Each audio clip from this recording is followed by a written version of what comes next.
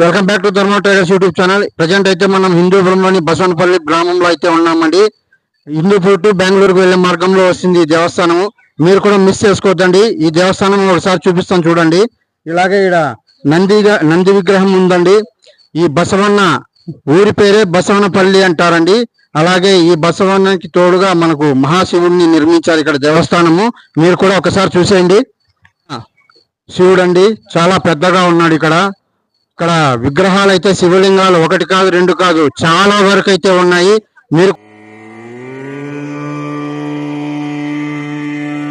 శివుని విగ్రహాలు ఒకటి కాదు రెండు కాదండి, చాలా చాలా ఉన్నాయండి. ఇక్కడ శివరాత్రికి పూజలు ప్రత్యేకంగా నిర్మిస్తారండి, ఇక్కడ జరుపుతారు.